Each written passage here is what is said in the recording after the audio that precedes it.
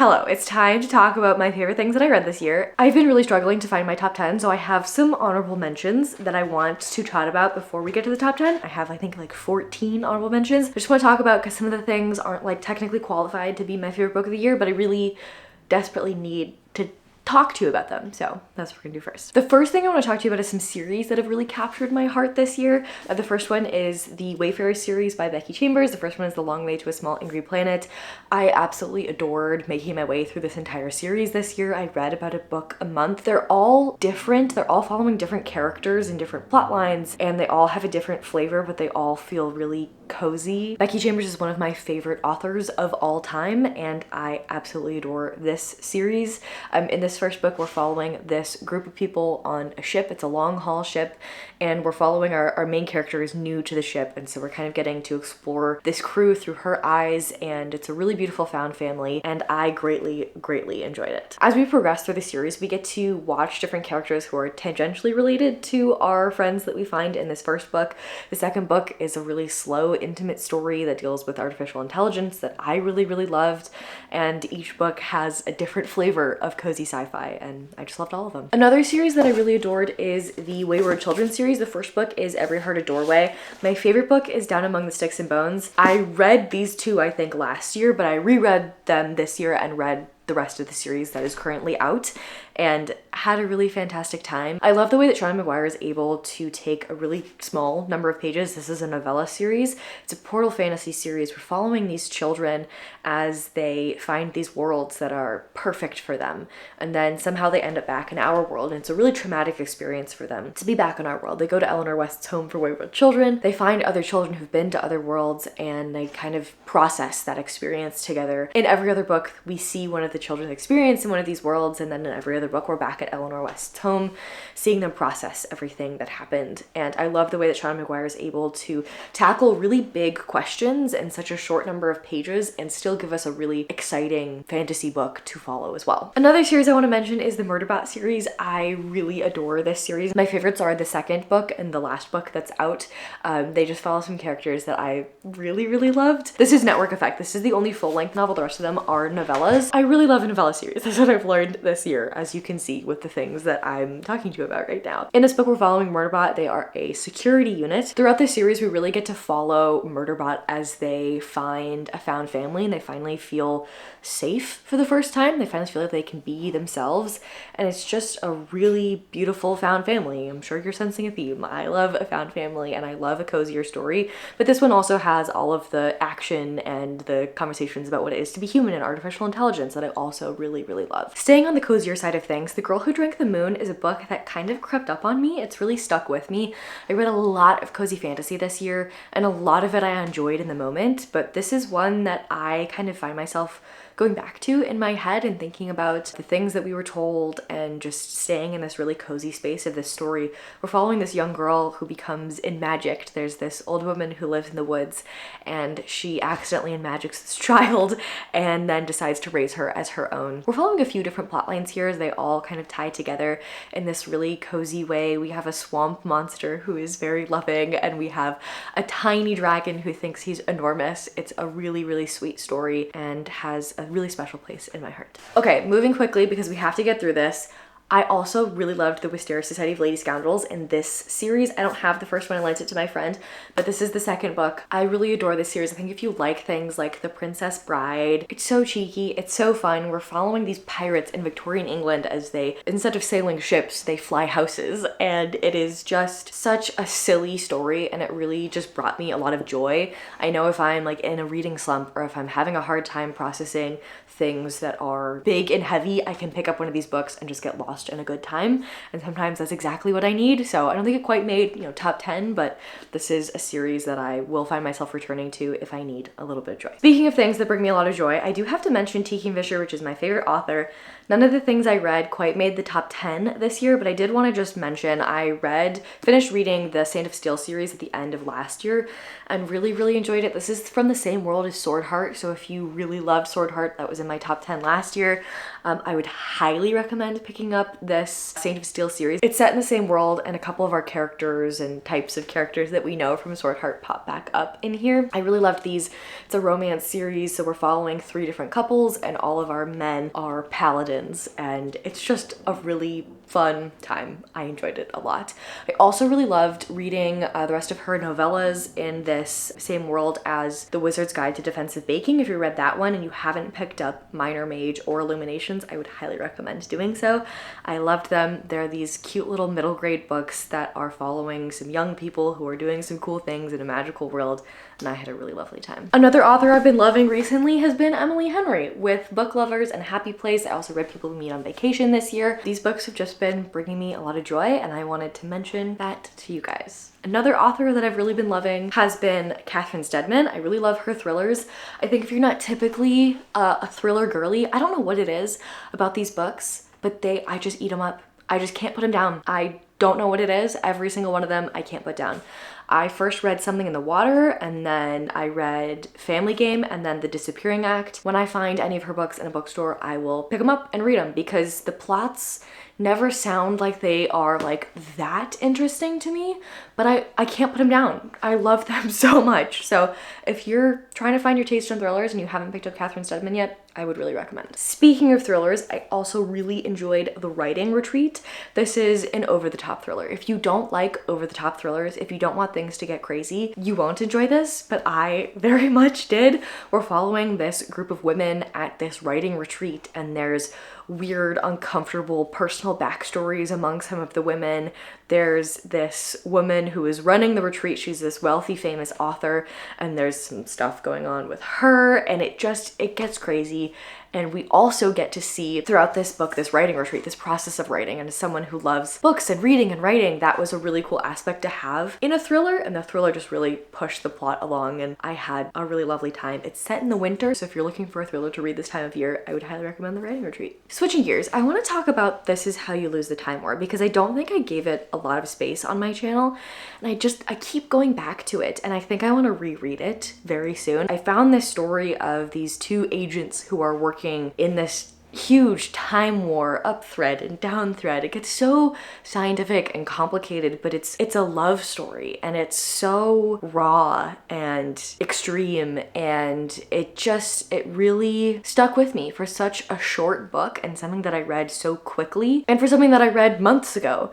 It's something that, kept popping up for me, and so I think I maybe didn't give it the time that it deserved. I want to maybe get a physical copy and try reading it physically. I read the audiobook and loved the audiobook, but I think maybe I want to slow down with this one and try reading it again. Just the ways that these 2 people are showing their love for each other through this extremely complicated situation is just really human and really intimate, and I loved it. Speaking of love, I have to mention How to Not Die Alone, because I am currently in the best relationship of my life, and I owe a lot of that to this book right here. I have reread this maybe 3 or 4 times now. I think it was on my favorites of last year, and I just need to mention it again, because if you've been looking for the book to help you navigate the world of dating and relationships, I highly recommend this one. It feels like a friend sitting you down and telling you the hard truths that you need to hear and supporting you through this scary experience that is dating in our world today. Seriously, if you're looking for a committed relationship and you haven't been able to find one, you gotta read this book. The last honorable mention I have is The Adventures of Amina al-Sarafi. This is one of those books that I couldn't put down. It was something that I just constantly wanted to keep reading. I think I read this during a 24-hour readathon, and it was the perfect book for that because the plot keeps moving. There are things that are interesting. We're following an older woman. She is a pirate, and she's coming out of retirement for one last adventure because there is someone that she needs to go and rescue, and we find out all these things about her past.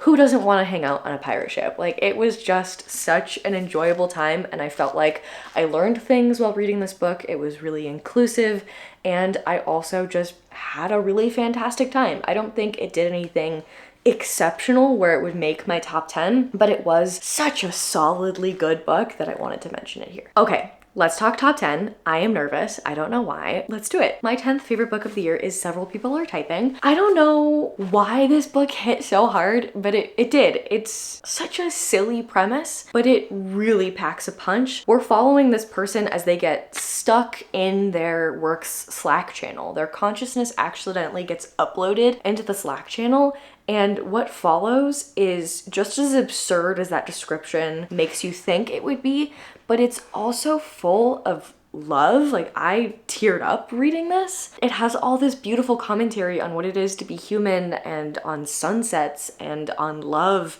and I just absolutely adored it. I laughed out loud and it made me tear up. I read this while I was visiting my family in Florida in the summer, and it was right around all of my drama with my housing.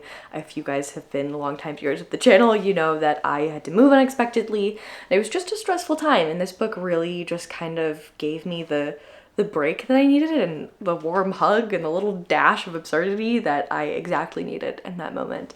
So that's why it's one of my favorite things I read this year. Okay, we gotta bite the bullet and we gotta talk about Fourth Wing. If you read the video that I posted a few weeks ago, you know that I didn't like the second book in this series. I was really excited about it and it really fell flat for me. But Fourth Wing is still one of my favorite things that I read this year because I had never seen representation for Ehlers-Danlos syndrome before, and it really meant a lot to me to see myself represented in a book. I had never seen that before, and to watch somebody who does live their life in pain be able to do all of these incredible things and have all of this mental strength because of that, I just really needed to hear that when I read this book, and I stand by it. I do stand by it. The second book, I did not like, but this one, I did. It won't work for everyone. It's not a perfect book. It's not the best written thing, but it did give me the representation I needed. So that's why I think it still deserves a spot on this list. This next one I did not see coming, but it is 1984 by George Orwell. This book will not get out of my brain. I cannot escape from it. I don't know what George Orwell did in here, but I keep thinking about it. And it's not necessarily things that I want to be thinking about, but I am stuck. If you don't know what 1984 is, let me give you a quick synopsis. We're following our main character in 1984. We are in this dystopian society. Big Brother is the head of the political party and Winston is working for the party, and he does not believe in what the party is saying. So he is acting like he does believe in what the party is saying, but he's thinking down with Big Brother. And then enter a love interest. We have this woman, Julia, who comes into the picture. They have this love affair, and there's a couple of weird things in here. We have an interesting age gap. The relationship of Winston and Julia is quite uncomfortable at times. I found the middle section of this to be incredibly boring, but the beginning and the end hit so hard that it has to be in my top 10. I think so much about the questions that this is raising about language and how what we are able to say influences what we are able to think and feel, and talking a lot about what love is. There's this really awful passage in here where both of our characters are tortured to the point in which they want the most terrifying thing in the world to them to happen to the one that they love. And just the conversations around that as a concept, and also around what it means to love someone and to lose love for someone. And this book gave me multiple existential crises, and I thank it for that. This next one I also did not expect to have on this list, and it is The September House. I read this a while ago and I thought it was really fun. It was my first 5-star cozy horror, and then I kind of forgot about it, for lack of a better word, and then I was revisiting my thoughts on it again while I was doing the Goodreads Choice Awards. When I read the horror nominees, I was voting in the first round and I impulse voted for The September House, and I regretted that afterwards. I was like, oh, I should have voted for Monstrilio. That was a masterpiece. I love Monstrilio. It probably deserves to be in the honorable mention category as well. I think The September House was something that was really important for me to read because of the subject matter it deals with. I would recommend checking content warnings for this because it does deal with something that is a pretty sensitive topic, and it was something that is one of my sensitivities. And I didn't look up the content warnings before reading this, and I was a little bit taken off guard. I am going to have to spoil this plot point for you guys in order to explain why I loved it so much. So if you don't want this to be spoiled, skip to the next section. But this book does talk about domestic violence and a abusive relationship. The commentary in here about rules that you have to follow in order to live a safe life was just so interesting and hit so hard, and I continue to think about it day after day that I really needed to mention that to you guys, because I know I kind of said some things about this book when I was doing the Goodreads Choice Awards, and I just want you to know that I do think that in addition to being a really hilarious, over-the-top book about a haunted house in which we have our main character and her husband who are moving in. The house is clearly haunted. They don't care. They just want to live in this beautiful old house that they want to renovate. And they get into the house. September rolls along. Ghosts start appearing out of nowhere. Blood starts seeping from the walls. It is so funny and over the top and absurd. And it also is dealing with this incredibly serious topic and really unpacking what it is to live in a situation like that, where you feel like if you could just follow all of the rules that are constantly changing, then you would be safe and you would be okay and you would be happy. I've never seen a book encapsulate that aspect of it so well. And also, I've never seen a book do that and also have this incredibly entertaining other side of it as well. I thought it was incredibly successful with what it tried to do. Next up, we have The Bandit Queens. This is one of my favorite thrillers I have ever read. It was so incredible in all aspects. I feel similarly about this that I do about The September House. It's talking about serious things. We're talking about alcohol abuse. We're talking about domestic violence. We're talking about all of these issues that our main character is facing and the women in her town are facing. And it's also an over-the-top thriller. I had such a good time with it. I think if you like the Finlay Donovan series, you'll like this even better. I love the Finlay Donovan series, but The Bandit Queens is better. Trust me. I loved it so, so much.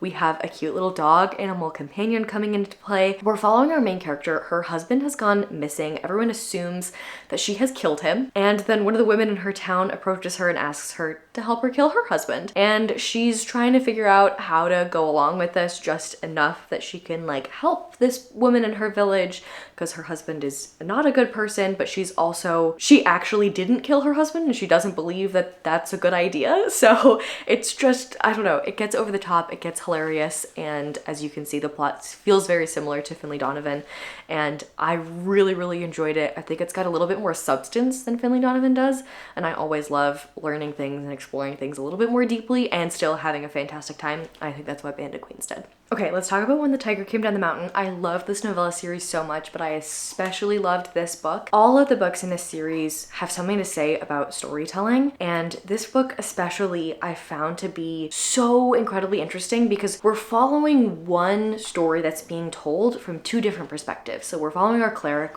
who we follow in all of these books. They encounter this tiger, and there's this story about this tiger who marries this woman. The humans have one perspective of this story and the tigers have another. And they're basically both telling this story, and there's some tension involved in this exchange. Such interesting commentary about who gets to tell a story and whose version of the story is correct and whose version gets written down and retold. I just really, really loved what this book had to say. I love a book that packs a punch with a small number of words, and this definitely did. It really respects your time, it entertains you, and it gives you a lot to think about. Now I get to talk about My Heart is a Chainsaw. This is one of my favorite horror books I have read ever. I loved everything about this. If you know anyone who loves slashers, please give them this book. I loved following our main character. She is a 17-year-old. She's obsessed with slashers. When this girl moves into town, she fits the final girl archetype, and Jade becomes convinced that a slasher cycle is about to begin. We kind of flip back and forth between following our story in real time and also hearing these history papers that she wrote for her teacher on slashers. Instead of writing her actual history papers, she talks about slashers with her teacher, and it's just really encapsulates what it's like to be a 17-year-old and be obsessed with something, and also turns into this incredible over-the-top slasher. I love Jaws. Jaws plays a big role in this book as well, especially at the end, and I just loved every single second of this. I thought our main character was insufferable in such a relatable way, and I loved every second of it. I don't think it's gonna be for everyone, but it was 100% for me. My third favorite book of the year is Our Wives Under the Sea. This book also hit me way harder than I thought it would. I read this after my cat went missing, and kind of the central theme here is we're following this couple. One of the women goes in a submarine under the sea, and she gets kind of lost there for multiple months. and our wife, who is above the sea, is not sure whether or not she is alive or dead, not sure if she's ever going to see her again, and is such an interesting commentary on what it is like to grieve someone who is missing and not dead, or possibly is dead. And I just really needed to hear that when I read this book. It hit really hard for me and helped me to process a lot of my grief that I hadn't processed before because my cat was missing and I didn't know if she was alive or dead, and it really helped me to process that whole situation. For a horror book, it doesn't get super over the top horror, but there is one moment that was incredibly unsettling. The whole thing is just weird. If you like weird books, you're gonna love this. My second favorite book of the year is Gideon the Ninth. I had a huge smile on my face the entire time that I read this book. This is a necromancer sci-fi. It is complicated if you like a juicy fantasy world where there are so many things to unpack, and there's a beefy little appendix that you can read, and there are lots of lore about all these different houses that you can uncover. If you like that type of story, I think you are really going to like this. It is very complicated, but for me, the payoff is so worth it. It's also incredibly funny. It is hilarious, absurd, over the top. It's dark and it's funny. That is one of my favorite combinations to see in books.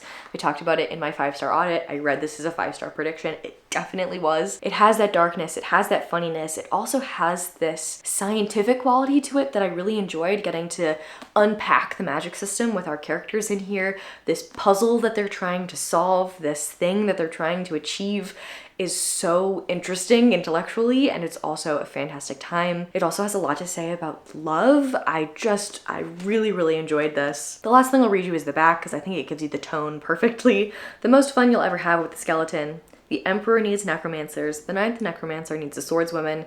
Gideon has a sword, some dirty magazines, and no more time for undead nonsense. Lesbian necromancers explore a haunted Gothic palace in space. My favorite book of the year, you're going to have to forgive me because it technically is a reread. I read this book for the first time exactly a year ago. I had already filmed this video. I had already filmed my favorite books of the year. Otherwise, it would have been my favorite book of the year. Since then, I've read it 3 times and I just reread it, and it has solidified itself as one of my favorite books I have ever read, ever, if not my favorite book, and that is Song for the Wild Belt. I recently just reread this and annotated it for my boyfriend and gave it to him as his Christmas gift, and that experience was incredible because it really helped me to slow down and really focus on this story. This is a cozy sci-fi. It's by Becky Chambers, who you'll remember from our honorable mention section. We're following a monk and a robot. The monk has a question. They're trying to figure out what their purpose is in life, and our robot also has a question. A robot wants to know, what do humans need? And these two form this unlikely friendship and travel together as they try to understand what they don't understand about themselves. They have these big goals. They come from these different societies with different ways of thinking about things, and they're just trying to understand each other, trying to understand themselves, and trying to answer these questions. It is such a beautiful society and a look at what a future could look like if we as a society decide to make things better instead of making things worse. And I enjoy every single page of this every single time I read it. I think I'm gonna continue to reread it every 6 months. There's a second book. It's A Prayer for the Crown Shy. I would recommend reading them one after the other. They're both quite short, so it really feels like one book when you put them together. This is just so important to me that I didn't feel like it couldn't be my best book of the year, even though technically it is a reread. I needed to shout from the rooftops that these are incredible, and I really want you to read them because I didn't get to last year, and I regret that. Okay, those are my favorite things that I read this year. Thank you so much for sticking with me this year. I have some really exciting things planned in store for 2024. We're gonna talk about our goals next week for 2024 and kind of do a reflection on this year because it has been quite a year for this channel, and I'm really excited to look back and reflect and chat about it with you guys. Let me know in the comments what your favorite things of the year were. I would love to hear your top 10. If you make a video like this, link it in your comment. I want to watch your video too. I love you all so much. I will see you next week.